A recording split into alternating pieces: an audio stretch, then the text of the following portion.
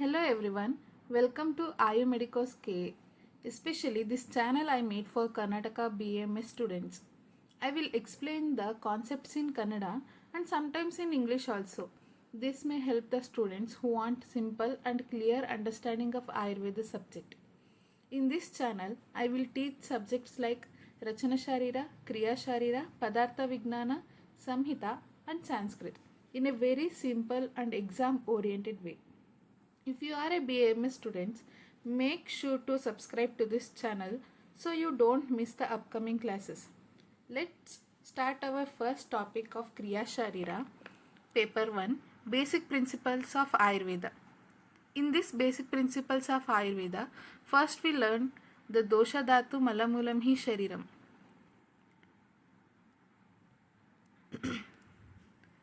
Definition of Dosha Dhatu Malamulam Hi Shariram is Dosha Dhatu Malamulam Hi Deha according to Ashtanga Sangraha Sutra Sthana. According to Sushruta, Dosha Dhatu Malamulam Hi Shariram. Dosha Dhatu Mala Mula Sada Dehasya according to Ashtanga Sangraha Sutra Sthana. Andre, body is originally composed of dosha, dhatu and mala as their roots.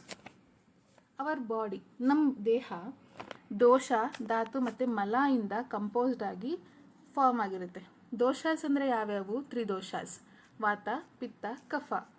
ಧಾತುಸ್ ಅಂದರೆ ಸಪ್ತಧಾತುಸ್, ರಸ ರಕ್ತ ಮಾಂಸ ಮೇದ ಅಸ್ಥಿ ಮಜ್ಜ and ಶುಕ್ರ. ಮಲಾಸ್ ಅಂದರೆ ತ್ರಿಮಲಾಸ್, ಮೂತ್ರ ಪುರುಷ and ಸ್ವೇದ. ಈ ಮೂರು ಕಾನ್ಸೆಪ್ಟ್ಸ್ ಅಂದರೆ ದೋಷ ಧಾತು ಮಲ ಇವನ್ನ ರೂಟ್ಸ್ ಅಂತಲೇ ಕರಿಬೋದು.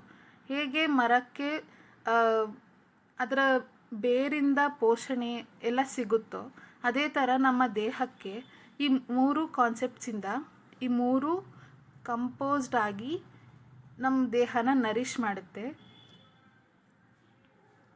ದೋಷನ 3 ಬಯೋ ಎನರ್ಜೀಸ್ ಅಂತ ಕನ್ಸಿಡರ್ ಮಾಡ್ತಾರೆ. ಧಾತುನ 7 ಬಾಡಿ ಟಿಶ್ಯೂಸ್ ಆಗಿ ಹೇಳ್ತಾರೆ. ಮಲ ಅಂದರೆ 3 ವೇಸ್ಟಸ್ ಅಂದರೆ 3 ಥರ ನಮ್ಮ ಬಾಡಿಯಿಂದ ವೇಸ್ಟನ್ನ ತೆಗೆಯೋ process are very important for maintaining human body. First we learn about the doshas. Doshas ಅಂದರೆ ವಾತ ಪಿತ್ತ ಕಫ. ದೂಷ್ಯಂತಿ ಇತಿ ದೋಷಃ ಅಕಾರ್ಡಿಂಗ್ ಟು ಅಷ್ಟಾಂಗ ಹೃದಯ ಫಸ್ಟ್ ಚಾಪ್ಟರ್ 6th ಶ್ಲೋಕ.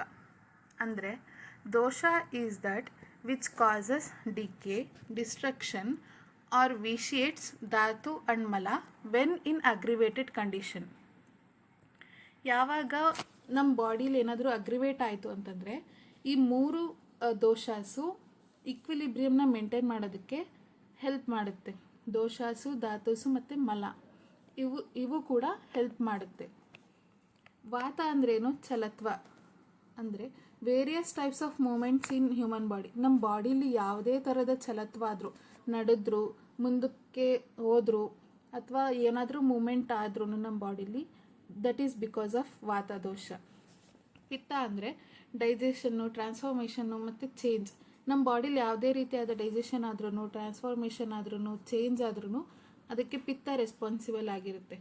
ಕಫ ಅಂತಂದರೆ ಯೂನಿಯನ್, ಸ್ಟೆಬಿಲಿಟಿ ಆ್ಯಂಡ್ ಸ್ಟ್ರೆಂತ್. ಕಫದಿಂದ ನಮಗೆ ಸ್ಟ್ರೆಂತ್ ಸಿಗುತ್ತೆ, ಸ್ಟೆಬಿಲಿಟಿ ಸಿಗುತ್ತೆ, ಮತ್ತು ಏನಾದರೂ ಯೂನಿಯನ್ ಆಗಬೇಕಂತಿದ್ರೆ ಅದಕ್ಕೆ ಕಫ ರೀಸನ್ ಆಗಿರುತ್ತೆ. This is doshas. ಒಂದು ಸರಿ ರಿವೈಸ್ ಮಾಡಿ. ದೋಷ ಅಂದರೆ ದೂಷ್ಯಂತಿ ಇತಿ ದೋಷ. 3 ಟೈಪ್ಸ್ ಆಫ್ ದೋಷಾಸ್: ವಾತ ಪಿತ್ತ ಕಫ. ವಾತ ಅಂದರೆ ಚಲತ್ವ, ಅಂದರೆ ನಮ್ಮ ಬಾಡೀಲಿ ಯಾವುದೇ ಮೂಮೆಂಟ್ ಆದರೂ ವಾತ ರೆಸ್ಪಾನ್ಸಿಬಲ್ ಆಗಿರುತ್ತೆ. ಪಿತ್ತ ಅಂದರೆ ಡೈಜೆಷನ್, ಟ್ರಾನ್ಸ್ಫಾರ್ಮೇಷನ್ ಆ್ಯಂಡ್ ಚೇಂಜ್. ಯಾವುದೇ ಟ್ರಾನ್ಸ್ಫಾರ್ಮೇಷನ್ ಆದರೂ ಅದಕ್ಕೆ ಪಿತ್ತ ರೆಸ್ಪಾನ್ಸಿಬಲ್ ಆಗಿರುತ್ತೆ. ಕಫ ಅಂದರೆ ನಮಗೆ ಸ್ಟ್ರೆಂತ್ ಕೊಡೋದನ್ನು ಕಫ. ನೆಕ್ಸ್ಟ್ ಧಾತುಸ್.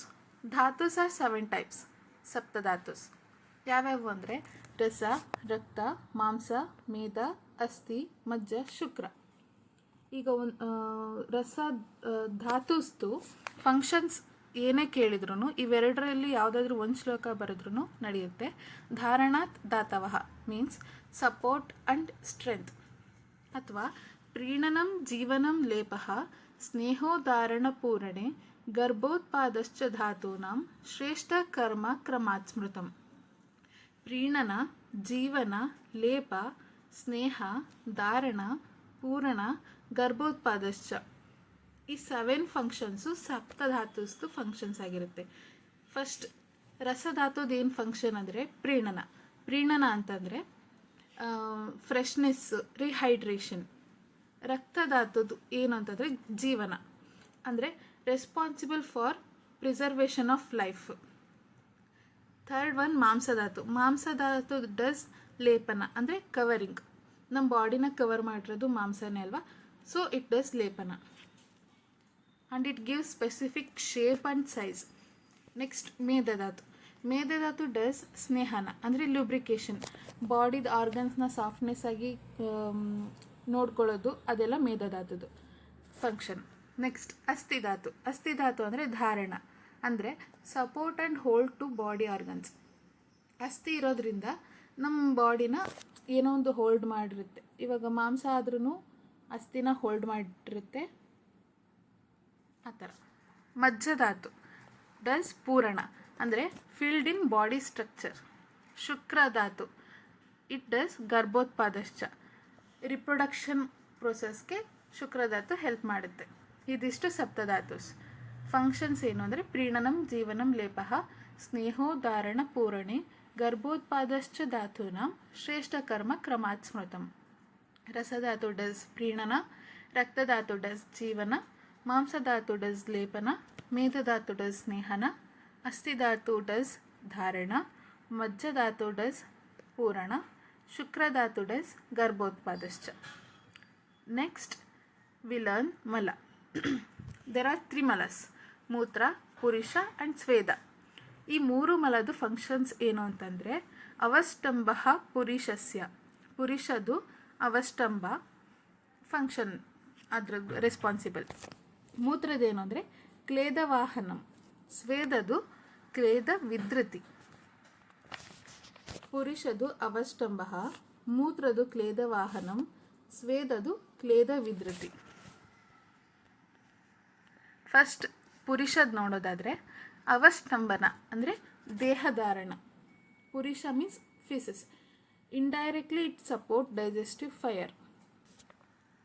ಮೂತ್ರ ಅಂದರೆ ಯೂರಿನ್. ಇಟ್ ಡಸ್ ಕ್ಲೇದವಾಹನ, means it helps to eliminate liquid waste product from the body. Next ಸ್ವೇದ. ಸ್ವೇದ ಡಸ್ ಕ್ಲೇದ ವಿಧೃತಿ, ಅಂದರೆ slight moisture on skin. Sweat ಆಗೋದ್ರಿಂದ ಸ್ಕಿನ್ನಲ್ಲಿರೋ ಫ್ಯಾಟು ಹೋಗುತ್ತೆ, ಸ್ಲೈಟ್ ಮಾಯ್ಶ್ಚರ್ನ ಪ್ರೊಡ್ಯೂಸ್ ಮಾಡುತ್ತೆ ಅಂತ ಹೇಳ್ತಾರೆ. ನೆಕ್ಸ್ಟ್ ಪಾಂಚಭೌತಿಕ ಕಾಂಪೋಸಿಷನ್ ಆಫ್ ದೋಷ, ಧಾತು ಆ್ಯಂಡ್ ಮಲ. ಫಸ್ಟ್ ವಿ ಲರ್ನ್ ಪಾಂಚಭೌತಿಕತ್ವ ಆಫ್ ದೋಷ. ಏನೇನು?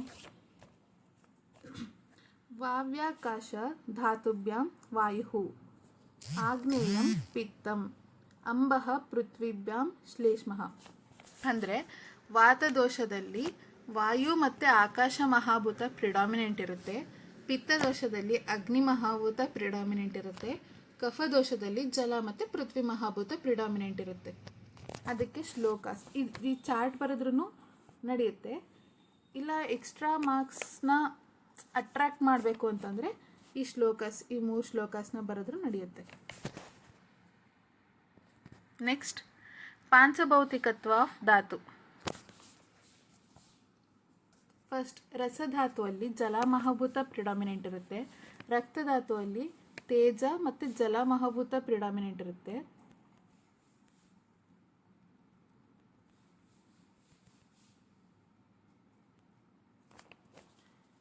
ರಸದಲ್ಲಿ ಜಲ ಮಹಾಭೂತ ಪ್ರಿಡಾಮಿನೆಂಟ್ ಇರುತ್ತೆ. ಯಾಕಂದರೆ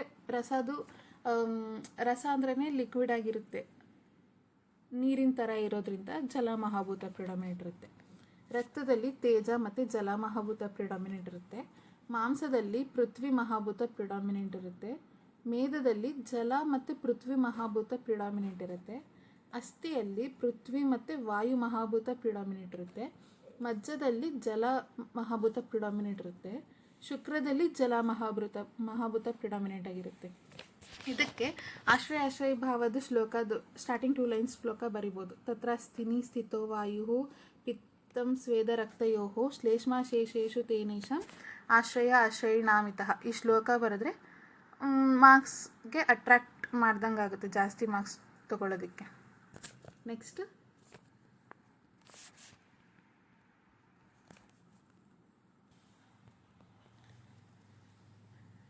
ನೆಕ್ಸ್ಟ್ ಪಾಂಚಭೌತಿಕತ್ವ ಆಫ್ ಮಲ. ತ್ರಿಮಲಸಲ್ಲಿ ಯಾವ್ಯಾವ ಪಂಚಮಹಾಭೂತ ಪ್ರಿಡಾಮಿನೆಂಟ್ ಇರುತ್ತೆ ಅಂತ ನೋಡೋದಾದರೆ, ಮೂತ್ರದಲ್ಲಿ ಜಲ ಮತ್ತು ಅಸ್ಥಿ ಮಹಾಭೂತ ಪ್ರಿಡಾಮಿನೆಂಟ್ ಇರುತ್ತೆ. ಪುರುಷದಲ್ಲಿ ಪೃಥ್ವಿ ಮಹಾಭೂತ, ಸ್ವೇದದಲ್ಲಿ ಜಲ ಮಹಾಭೂತ.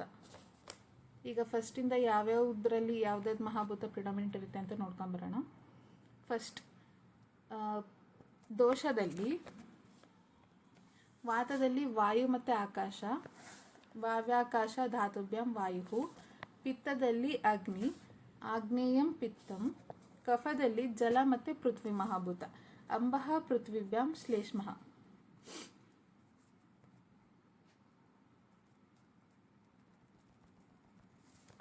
Next ಭೌತಿಕತ್ವ of ಧಾತುಸ್. ಅದರಲ್ಲಿ ರಸಧಾತುವಲ್ಲಿ ಜಲ ಪ್ರಿಡಾಮಿನೆಂಟ್ ಇರುತ್ತೆ. ರಕ್ತದಲ್ಲಿ ತೇಜ ಮತ್ತು ಜಲ, ಮಾಂಸದಲ್ಲಿ ಪೃಥ್ವಿ, ಮೇದದಲ್ಲಿ ಜಲ ಮತ್ತು ಪೃಥ್ವಿ, ಅಸ್ಥಿಯಲ್ಲಿ ಪೃಥ್ವಿ ಮತ್ತು ವಾಯು, ಮಜ್ಜದಲ್ಲಿ ಜಲ, ಶುಕ್ರದಲ್ಲಿ ಜಲ. ಈಗ ಇದಕ್ಕೊಂದು ಟ್ರಿಕ್ಸ್ ಹೇಳೋದಾದರೆ, ರಸ ಮತ್ತು ಮಜ್ಜ ಮತ್ತು ಶುಕ್ರ ಈ ಮೂರು ಆಲ್ಮೋಸ್ಟ್ ಲಿಕ್ವಿಡ್ ಫಾರ್ಮಲ್ಲಿ ಇರುತ್ತೆ. ಯಾವ್ದ್ಯಾವ್ದು ಲಿಕ್ವಿಡ್ ಫಾರ್ಮಲ್ಲಿ ಇರುತ್ತೋ ರಸ, ರಕ್ತ, ಮೇದ, ಮಜ್ಜ, ಶುಕ್ರ ಇದಿಷ್ಟರಲ್ಲೂ ಜಲ ಮಹಾಭೂತ ಕಾಮನಾಗಿ ಪ್ರಿಡಾಮಿನೆಂಟ್ ಇರುತ್ತೆ. ನೆಕ್ಸ್ಟು ಮಾಂಸ, ಮೇದ, ಅಸ್ಥಿ ಇದರಲ್ಲೆಲ್ಲ ಈ ಮೂರಲ್ಲಿ ಪೃಥ್ವಿ ಮಹಾಭೂತ ಪ್ರಿಡಾಮಿನೆಂಟ್ ಇರುತ್ತೆ. ನೀವು ಎರಡೆರಡು ಮಹಾಭೂತ ನೆನಪು ಬರಲಿಲ್ಲ ಅಂದ್ರೂ ಅಟ್ಲೀಸ್ಟ್ ಒಂದು ಮಹಾಭೂತ ಯಾವ್ದು ಪ್ರಿಡಾಮಿನೆಂಟ್ ಇರುತ್ತೆ ಅಂತ ಬರೆದ್ರೂ ಮಾರ್ಕ್ಸ್ ಕೊಡೋ ಚಾನ್ಸ್ ಇದೆ. ನೆಕ್ಸ್ಟ್ ಪಾಂಚಭೌತಿಕತ್ವ ಆಫ್ ಮಲ. ಮೂತ್ರದಲ್ಲಿ ಜಲ ಮತ್ತು ಅಸ್ಥಿ ಮಹಾಭೂತ ಪ್ರಿಡಾಮಿನೆಂಟ್ ಇರುತ್ತೆ. ಪುರುಷದಲ್ಲಿ ಪೃಥ್ವಿ, ಸ್ವೇದದಲ್ಲಿ ಜಲ. ಮೂತ್ರ ಮತ್ತು ಸ್ವೇದ ಅಂತಂದರೆ ಸ್ವೆಟ್ ಆದಾಗ ಹೆಂಗೆ ವಾಟರ್ ಫಾರ್ಮೇಷನ್ ಥರ ಬರುತ್ತಲ್ಲ, ಮತ್ತು ಮೂತ್ರದಲ್ಲೂ ವಾಟರ್ ಫಾರ್ಮೇಷನ್ ಇರುತ್ತೆ. ಹಂಗಾಗಿ ನೀವು ಜಲ ಅಂತ ಬರಿಬೋದು. ಪುರುಷ ಅಂದರೆ ಪೃಥ್ವಿ ಮಹಾಭೂತ. Next equilibrium or homeostasis in dosha, dhatu and mala. Homeo means same, stasis means stable, homeostasis means balanced, equilibrium. ಸಮದೋಷ ಸಮಾಗ್ನಿಶ್ಚ ಸಮಧಾತು ಮಲಕ್ರಿಯ ಪ್ರಸನ್ನ ಆತ್ಮ ಇಂದ್ರಿಯ ಮನಃ ಸ್ವಸ್ಥ ಇತಿ ಅಭಿಧೀಯತೆ. When there is balanced state or equilibrium in dosha, dhatu and mala, then person becomes healthy. Generally in our body all the three doshas are to be in equilibrium form. ಒಂದು ವೃದ್ಧಿ ಇದ್ದು ಒಂದು ಕ್ಷಯ ಇದ್ದು ಆ ಥರ ಇದ್ದರೆ ಹೆಲ್ದಿ ಆಗಿ ಇದ್ದಾರೆ ಅಂತ ಹೇಳೋಕ್ಕಾಗಲ್ಲ. ಸೊ ಎಲ್ಲ ಧಾತುಸು ಮತ್ತು ದೋಷಾಸು ಮತ್ತು ಮಲಾಸು ಈಕ್ವಿಲಿಬ್ರಿಯಮ್ ಸ್ಟೇಟಲ್ಲಿ ಇರಬೇಕು ಅಂತ ಹೇಳ್ತಿದ್ದಾರೆ. ವೃದ್ಧಿ ಇಲ್ಲದೆ ಕ್ಷಯ ಇಲ್ಲದೆ. ವೃದ್ಧಿ ಕ್ಷಯ ಅಂದರೆ ನೆಕ್ಸ್ಟ್ ಫರ್ದರ್ ವಿಡಿಯೋಸಲ್ಲಿ ನೋಡೋಣ. ಜನರಲ್ ಡಿಸ್ಟ್ರಿಬ್ಯೂಷನ್ಸ್ ಆಫ್ ತ್ರಿದೋಷ ಇನ್ ಶರೀರ ಅಂದರೆ ತೇ ವ್ಯಾಪಿನೋ ಅಪಿ ಹೃನ್ನಾಭ್ಯೋ ಅದೋ ಮಧ್ಯ ಊರ್ಧ್ವ ಸಂಶಯ. ಎಲ್ಲೆಲ್ಲಿ ತ್ರಿದೋಷಾಸು ಡಿಸ್ಟ್ರಿಬ್ಯೂಟ್ ಆಗಿದೆ ಇನ್ ಅವರ್ ಬಾಡಿ ಅಂತ ಹೇಳೋದಾದರೆ, ಅವು ಆಲ್ ಓವರ್ ಬಾಡಿಯಲ್ಲಿ ಪ್ರೆಸೆಂಟ್ ಇದ್ರೂ their presence is expressed in particular part of body. ಯಾವ್ಯಾವು? ಹೃನ್ನ, ಅದೋ, ಮಧ್ಯ, ಊರ್ಧ್ವ, ಸಂಶಯ. ಇವನ್ನ ಪರ್ಟಿಕ್ಯುಲರ್ ಪ್ಲೇಸ್ ಆಗಿ ಹೇಳಿದ್ದಾರೆ. Next biological rhythms of tridosha. ವಯೋ ಅಹೋರಾತ್ರಿ ಭುಕ್ತಾನಾಂ ತೇ ಅಂತ ಮಧ್ಯಾದಿಗ ಕ್ರಮಾತ್ according to Ashtanga Hridaya Sutrasthana. He tells biological rhythms of tridoshas in vata, pitta, kapha. There are 4 biological rhythms are vaya, aha, ratri, bhojana, bhukta or bhojana. ಅಂದರೆ ವಯ ಇದ್ದಾಗ ಓಲ್ಡ್ ಏಜಲ್ಲಿ ವಾತ ಪ್ರೆಸೆಂಟ್ ಇರುತ್ತೆ, ಮಿಡ್ ಏಜಲ್ಲಿ ಪಿತ್ತ ಪ್ರೆಸೆಂಟ್ ಇರುತ್ತೆ. ಇನ್ ಚೈಲ್ಡ್ಹುಡ್ಡಲ್ಲಿ ಕಫ ಪ್ರೆಸೆಂಟ್ ಇರುತ್ತೆ. ವಾತ ಅಂದ್ರೇನು ಚಲತ್ವ, ಪಿತ್ತ ಅಂದ್ರೇನು ಡೈಜೆಷನ್ನು, ಟ್ರಾನ್ಸ್ಫಾರ್ಮೇಷನ್ನು, ಕಫ ಅಂದರೆ ಸ್ಟ್ರೆಂತು, ಸ್ಟೆಬಿಲಿಟಿ. ಓಕೆ, ಅಹೋ ಇದ್ದಾಗ ಅಂದರೆ ಮೀನ್ಸ್ ಈವ್ನಿಂಗ್ ಟೈಮಲ್ಲಿ ವಾತ ಪ್ರೆಸೆಂಟ್ ಇರುತ್ತೆ, ಆಫ್ಟರ್ನೂನಲ್ಲಿ ಪಿತ್ತ ಪ್ರೆಸೆಂಟ್ ಇರುತ್ತೆ, ಇನ್ ಅರ್ಲಿ ಮಾರ್ನಿಂಗ್ ಕಫ ಪ್ರೆಸೆಂಟ್ ಇರುತ್ತೆ. ಇನ್ ರಾತ್ರಿ ಟೈಮ್ ಲೇಟ್ ನೈಟಲ್ಲಿ ವಾತ ಪ್ರೆಸೆಂಟ್ ಇರುತ್ತೆ, ಮಿಡ್ ನೈಟಲ್ಲಿ ಪಿತ್ತ ಪ್ರೆಸೆಂಟ್ ಇರುತ್ತೆ, ಇನಿಷಿಯಲ್ ಆಫ್ ನೈಟಲ್ಲಿ ಕಫ ಪ್ರೆಸೆಂಟ್ ಇರುತ್ತೆ. While eating end of the ಭೋಜನ ವಾತ ಪ್ರೆಸೆಂಟ್ ಇರುತ್ತೆ, in the middle of the ಭೋಜನ ಪಿತ್ತ ಪ್ರೆಸೆಂಟ್ ಇರುತ್ತೆ, at the beginning of the ಭೋಜನ ಕಫ ಪ್ರೆಸೆಂಟ್ ಇರುತ್ತೆ. ಇನ್ ಜನರಲಿ ಹೇಳಬೇಕಂತಂದರೆ ವಾತ ಮೋಸ್ಟ್ ಕಾಮನ್ ಏನಂತಂದರೆ ಫಸ್ಟ್ ಕಫ ಅಂತಂದರೆ ಇನಿಷಿಯಲ್, ಚೈಲ್ಡ್ಹುಡ್ ಆದ್ರೂ initial, early morning, initial of night, at the beginning. Starting ಏನಿರುತ್ತಲ್ಲ ಅದು ಕಫ ಇರುತ್ತೆ. ಮಿಡಲ್ ಏನೇನು ಪ್ರೊಸೆಸ್ ಆಗುತ್ತಲ್ಲ, ಅಂದರೆ ಇವಾಗ ಒಂದು ಊಟ ಮಾಡಿರ್ತೀವಿ ಅಂತಂದರೆ ಊಟ ಮಾಡೋದು ಅದಕ್ಕೆ ಚೀವಿಂಗ್ ಪ್ರೊಸೆಸ್ಸು, ಆಮೇಲೆ ನುಂಗೋ ಪ್ರೊಸೆಸ್ಸಿಗೆಲ್ಲ ಕಫ ಅಂದರೆ ಸ್ಟ್ರೆಂತ್, ಸ್ಟೆಬಿಲಿಟಿ ಬೇಕು. ಅದಾದಮೇಲೆ ಟ್ರಾನ್ಸ್ಫಾರ್ಮೇಷನ್ ಆಗೋಕ್ಕೆ ಪಿತ್ತ ಬೇಕು. ಟ್ರಾನ್ಸ್ಫಾರ್ಮೇಷನ್ ಆಗಿದ್ದು ನೆಕ್ಸ್ಟ್ ಎಂಡ್ ಆಫ್ ದಿ ಭೋಜನ ವಾತ ಬೇಕು. ಈ ಥರ ಒಟ್ಟು ಇನಿಷಿಯಲ್ ಏನೇನು ಇರುತ್ತಲ್ಲ ಅದನ್ನು ಕಫ, ಮಿಡಲ್ ಏನೇನು ಪಾರ್ಟ್ ಬರುತ್ತಲ್ಲ ಅದು ಪಿತ್ತ, ಸ್ಟಾರ್ಟಿಂಗ್ ಅಲ್ಲ ಎಂಡ್ ಪಾಯಿಂಟ್ ಏನು ಬರುತ್ತಲ್ಲ ಅದು ವಾತ. Next relation between ritu and ದೋಷ. ಚಯ ಪ್ರಕೋಪ ಪ್ರಶಮ ವಾಯು ಗ್ರೀಷ್ಮಾದಿಷು ತ್ರಿಷು ವರ್ಷಾದಿಷು ತು ಪಿತ್ತಸ್ಯ ಶ್ಲೇಷ್ಮಣ ಶಿಶಿರಾದಿಸು. ಇದಕ್ಕೆ ವಾತದಲ್ಲಿ, ಪಿತ್ತದಲ್ಲಿ ಮತ್ತು ಕಫದಲ್ಲಿ ಯಾವ್ಯಾವ ಋತು ಪ್ರೆಸೆಂಟ್ ಇರುತ್ತೆ ಅಂತ. ಚಯ ಪ್ರಕೋಪ ಪ್ರಶಮ,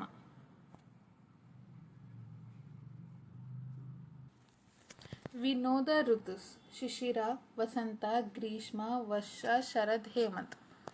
ಇದು 6 ಋತುಸಲ್ಲಿ ಯಾವ್ಯಾವುದು ದೋಷ ಪ್ರಿಡಾಮಿನೆಂಟ್ ಇದೆ ಅಂತಂದರೆ ವಾತ ಪಿತ್ತ ಕಫದಲ್ಲಿ, ಒಂದು ಸೆಕೆಂಡ್, ವಾತ ಪಿತ್ತ ಕಫ.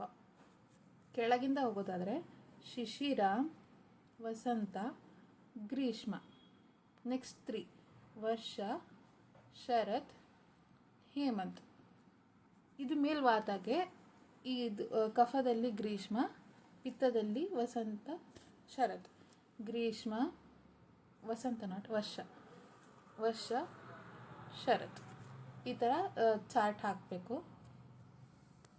ರಿಲೇಷನ್ ಬಿಟ್ವೀನ್ ಋತು ಆ್ಯಂಡ್ ದೋಷ ಅಂತ ಕೇಳಿದಾಳು. ನೆಕ್ಸ್ಟು ಆಶ್ರಯಾಶ್ರಯಿ ಭಾವ. ತತ್ರಾಸ್ತಿನಿ ಸ್ಥಿತೋ ವಾಯು ಪಿತ್ತಂ ತು ಸ್ವೇದರಕ್ತಯೋಃ ಶ್ಲೇಷ್ಮ ಶೇಷೇಷು ತೇನೇಷಾಂ ಆಶ್ರಯ ಆಶ್ರಯಿಣಾಂ ಇತಃ. ಅಂದರೆ ವಾತದಲ್ಲಿ ಅಸ್ಥಿ ಪ್ರೆಸೆಂಟ್ ಇರುತ್ತೆ, ಪಿತ್ತದಲ್ಲಿ ಸ್ವೇದ ಆ್ಯಂಡ್ ರಕ್ತ, ಕಫದಲ್ಲಿ ಕಫ ಅಂತಂದರೆ ರಿಮೈನಿಂಗ್ ಅಸ್ಥಿ, ಸ್ವೇದ, ರಕ್ತ ಬಿಟ್ಟು ಯಾವುದಾದ್ರು ತ್ರಿಮಲಾಸ್, ತ್ರಿದೋಷಾಸ್ ಮತ್ತು ಸಪ್ತಧಾತುಸ್ ಇದ್ದಾವಲ್ಲ ಅವೆಲ್ಲ ಕಫ ಅಂಡರಲ್ಲಿ ಬರುತ್ತೆ. ಇದಿಷ್ಟು ದೋಷಧಾತು ಮಲಮೂಲಂ ಹಿ ಶರೀರಂ ಅಂತ ಕೇಳಿದರೆ ಇದಿಷ್ಟು ಬರಿಬೇಕಾಗುತ್ತೆ. ಫಸ್ಟ್ ಏನೇನು ಬರಿಬೇಕು, ಅದು ಶ್ಲೋಕ ಬರಿಬೇಕು. ದೋಷಧಾತು ಮಲಮೂಲಂ ಹಿ ಶರೀರಂ ಅಂತ ಅಕಾರ್ಡಿಂಗ್ ಟು ಸುಶ್ರುತ. ದೋಷಧಾತು ಮಲಮೂಲಂ ಹಿ ದೇಹ ಅಕಾರ್ಡಿಂಗ್ ಟು ಅಷ್ಟಾಂಗ. ದೋಷಧಾತು ಮಲಮೂಲಂ ಸದಾ ದೇಹಸ್ಯ, this is also according to Ashtanga. ಅದ್ರ ಮೀನಿಂಗು, ದೋಷಾಸ್ ಅಂದರೆ ಯಾವ್ಯಾವು, ಅದ್ರದ್ದು ಎಕ್ಸ್ಪ್ಲನೇಷನ್ನು, ಆಮೇಲೆ ಯಾವ್ಯಾವು ಅದ್ರದ್ದು ಎಕ್ಸ್ಪ್ಲನೇಷನ್ನು, ವಾತ ಅಂದ್ರೇನು, ಪಿತ್ತ ಅಂದ್ರೇನು, ಕಫ ಅಂದ್ರೇನು. ನೀವೇನಾದರೂ ಇಫ್ ಇನ್ ಕೇಸ್ ಅವರು LAQ ಕೇಳಿದ್ರು ಅಂತಂದರೆ 6 pages ಬರಿಬೇಕಿರುತ್ತೆ. ಅದಕ್ಕೆ ವಾತದ್ದು ಡೆಫಿನಿಷನ್ ಬರಿಬೋದು, ಆಮೇಲೆ ಗುಣ, ವೃದ್ಧಿ, ಕ್ಷಯ ಅವನ್ನೆಲ್ಲ ನೆಕ್ಸ್ಟ್ ವಿಡಿಯೋದಲ್ಲಿ ಸಪ್ರೇಟಾಗಿ ವಾತ ಪಿತ್ತ ಕಫ ಅಂತ ಮಾಡಿರ್ತೀನಿ, ನೀವು ಹೋಗಿ ನೋಡ್ಬೋದು. Next functions. ಫಂಕ್ಷನ್ಸ್ ಪ್ರೀಣನಂ ಜೀವನಂ ಲೇಪಃ ಸ್ನೇಹೋ ಧಾರಣ ಪೂರಣೆ ಗರ್ಭೋತ್ಪಾದಶ್ಚ ಧಾತೂನಾಂ ಶ್ರೇಷ್ಠ ಕರ್ಮ ಕ್ರಮಾಸ್ಮೃತಂ. ಸಪ್ತಧಾತು ಫಂಕ್ಷನ್ಸ್ ಬರೀಬೇಕು, ಯಾವುದ್ಯಾವ್ದು ಧಾತು ಏನೇನು ಮಾಡುತ್ತೆ ಅನ್ನೋದು ಬರೀಬೇಕು. ನೆಕ್ಸ್ಟು ಮಲ ತ್ರಿಮಲಸ್ ಮೂತ್ರ ಪುರುಷ ಸ್ವೇದ ಅದರದ್ದು ಫಂಕ್ಷನ್ಸು, ಯಾವ್ಯಾವ್ದು ಪುರುಷ ಏನು ಮಾಡುತ್ತೆ ಅವಷ್ಟಂಭ, ಮೂತ್ರ ಏನು ಮಾಡುತ್ತೆ ಕ್ಲೇದ ವಾಹನಂ, ಸ್ವೇದ ಏನು ಮಾಡುತ್ತೆ ಕ್ಲೇದ ವಿಧೃತಿ, ಇದನ್ನು ಬರೆದು ಆಮೇಲೆ ಪಂಚಭೌತಿಕ ಕಾಂಪೋಸಿಷನ್ ಆಫ್ ದೋಷಧಾತು ಮಲ, ಅದಕ್ಕೆ ಈ ಚಾರ್ಟ್. ನೀವು ಸುಮ್ಮನೆ ಥಿಯರಿ ಜಾಸ್ತಿ ಬರೋದಕ್ಕಿಂತ ಡಯಾಗ್ರಾಮೆಟಿಕಲಿ ರೆಪ್ರೆಸೆಂಟೇಷನ್ ಮಾಡಿದರೆ ಅವರಿಗೂ ಅಟ್ರ್ಯಾಕ್ಟ್ ಆಗಿ ಜಾಸ್ತಿ ಮಾರ್ಕ್ಸ್ ತೊಗೊಳೋದಕ್ಕೆ ಹೆಲ್ಪ್ ಆಗುತ್ತೆ. ಸೊ ಚಾರ್ಟ್ಸ್ ಹಾಕಿದರೆ ಬೆಟರ್. ನೆಕ್ಸ್ಟು ಪಂಚಭೌತಿಕ ಆಫ್ ವಿತ್ ಧಾತು, ನೆಕ್ಸ್ಟ್ ಪಂಚಭೌತಿಕ ಆಫ್ ಮಲ, ಆಮೇಲೆ homeostasis in dosha dhatu and ಮಲ, tridoshas in sharira, biological rhythms of tridosha, relation between ritu and dosha, ashraya ಭಾವ. ಇದಿಷ್ಟು ದೋಷಧಾತು ಮಲಮೂಲಂ ಹಿ ಶರೀರಂ ಅನ್ನೋ ಕ್ವಶನ್ ಕೇಳಿದ್ರೆ ಬರಿಬೋದು. ಹೀಗೆ ಕ್ಲಿಯರ್ ಕಾನ್ಸೆಪ್ಟ್ಗಾಗಿ ಕನ್ನಡದಲ್ಲೇ ಎಕ್ಸ್ಪ್ಲನೇಷನ್ ಮಾಡ್ತಿದ್ದೀನಿ. ಇದೇ ಥರ ನಿಮಗೆ ಬೇರೆ ವೀಡಿಯೋಸು ಬೇಕಂತಂದರೆ ಬೇಕಾದರೆ ಕಮೆಂಟ್ ಮಾಡ್ಬೋದು, ನಿಮಗೆ ಯಾವ ಟಾಪಿಕ್ ಬೇಕು ಅಂತ. ನಾನು ಆ ಟಾಪಿಕ್ನ ಮಾಡೋದಕ್ಕೆ ಟ್ರೈ ಮಾಡ್ತೀನಿ ಆದಷ್ಟು ಬೇಗ. ನೆಕ್ಸ್ಟು ನನ್ನಿಂದ ಯಾವುದೇ ಹೆಲ್ಪ್ ಬೇಕಿದ್ರೂ ಕಮೆಂಟ್ ಮಾಡಿರಿ, ನಾನು ಅದಕ್ಕೆ ನನ್ನ ಕೈಲಾದಷ್ಟು ಟ್ರೈ ಮಾಡಿ I will help for that. Thank you for watching. ಹೀಗೆ ಸಪೋರ್ಟ್ ಮಾಡಿ ನನ್ನ ಹೊಸ ಚಾನಲ್ಗೆ. Thank you.